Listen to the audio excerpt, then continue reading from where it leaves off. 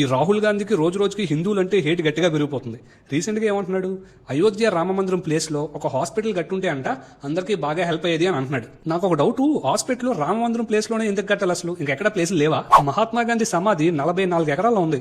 ఒక సమాధికి 44 ఎకరాలు అవసరమా? ఆ సమాధి తీసేసి అక్కడ హాస్పిటల్ కట్టొచ్చు కదా. ఇందిరా గాంధీ సమాధి అయితే 45 ఎకరాల్లో ఉంది. రాజీవ్ గాంధీ సమాధి అయితే 20 ఎకరాల్లో ఉంది. ఈ సమాధులు తీసేసి అక్కడ హాస్పిటల్ కట్టొచ్చు కదా. సరే, ఇవన్నీ చిన్న చిన్న అనుకుందాం. నెహ్రూ గారి సమాధి అయితే ఏకంగా 52 ఎకరాల్లో ఉంది. ఇక్కడ కడితే ఇంకా పర్ఫెక్ట్ గా ఉంటదేమో కదా. ఇవన్నీ వద్దు అనుకుందాం. రాహుల్ గాంధీ గారి ఇల్లు ఢిల్లీలో 20 ఎకరాల్లో ఉంది. మీ ఇంటిని హాస్పిటల్ గా డొనేట్ చేయొచ్చు కదా. మీకు ఇంకా చాలా ఇల్లు ఉన్నాయి కదా. రాహుల్ గాంధీకి, కాంగ్రెస్ పార్టీకి హిందూ దేవాలయాలన్నా హిందువులన్నా రెస్పెక్ట్ లేదు, కానీ హిందూ ఓట్లు అయితే మాత్రం వీళ్ళకి పక్కాగా కావాలి. అండ్ హిందువులు కూడా వీళ్ళకి ఎవరైతే సపోర్ట్ చేస్తున్నారో ఎప్పటికైనా మీరు సిగ్గుపడండి. మా కాంగ్రెస్ పార్టీ ఇండియాని 50 ఏళ్ళు రూల్ చేసింది, 55 ఏళ్ళు రూల్ చేసింది అని గొప్పగా చెప్పుకుంటారు కదా.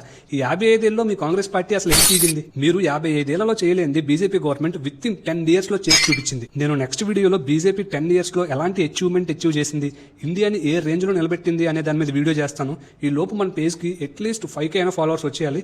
రేపు ఈవినింగ్ నేను మళ్ళీ వీడియో అప్లోడ్ చేస్తాను.